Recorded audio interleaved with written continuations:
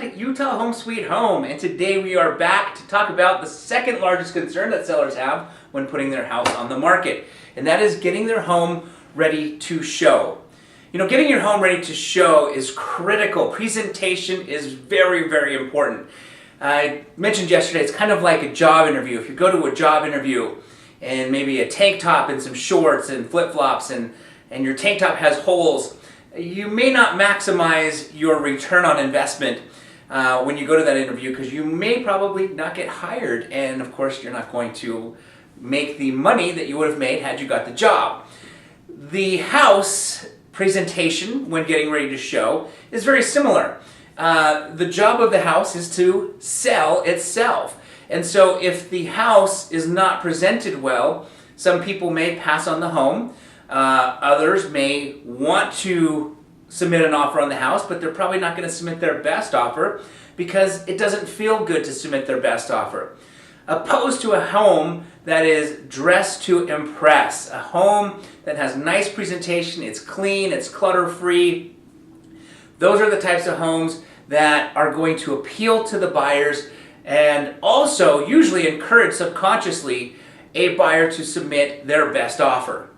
Now, let's discuss a couple of the places that you're going to want to make sure that, if anything, these rooms are dressed to impress.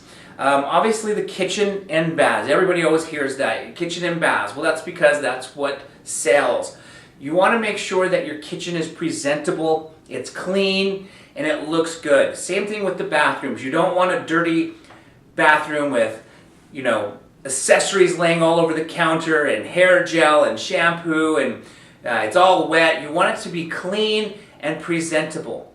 And the third place actually is the master bedroom.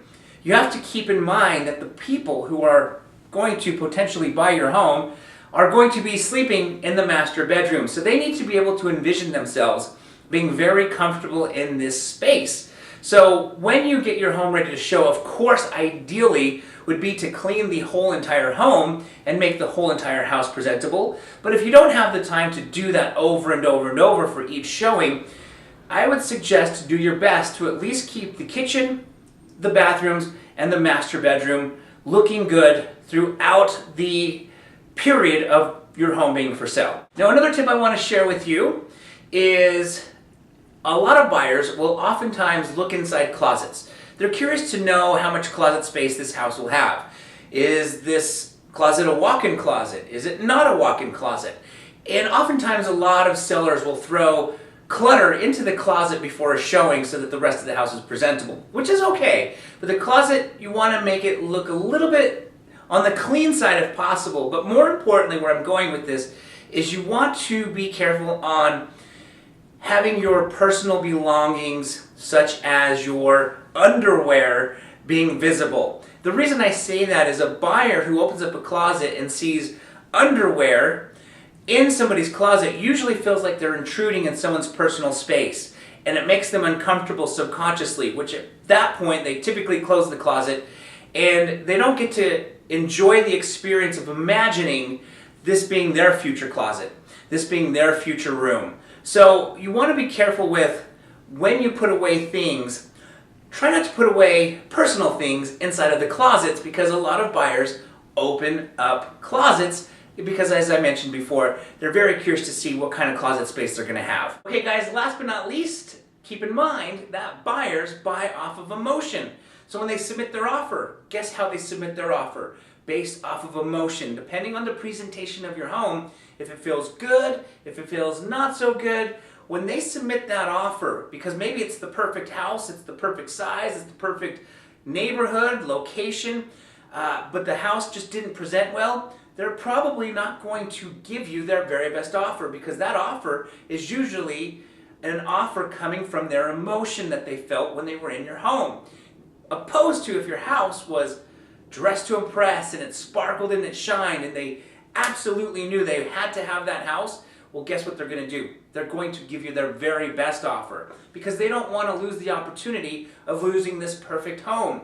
It's in the right area, it's the right square footage, it's the right style, but not only that, it dressed to impress, and so their emotion is that this home feels perfect. So, just as a quick recap, we discussed that staging your home correctly can generate more money in your pocket. If a person who goes through your house, a potential buyer goes through your house, and they feel emotionally, subconsciously attached to your home because it sparkled, it shined, it was dressed to impress, they're going to give you their very best offer opposed to their worst offer. We also discussed that focusing on the kitchen, the baths, and the master suite are a good idea to keep in best presentation, as these are the areas that buyers will focus on. We also discussed a quick tip on making sure that we keep personal belongings out of closets, because buyers always open up closets. They're curious to see how much closet space, how much storage space they have in this potential home. And if we have our personal belongings in there, it usually makes them feel uncomfortable, and we do not want prospective buyers to feel uncomfortable.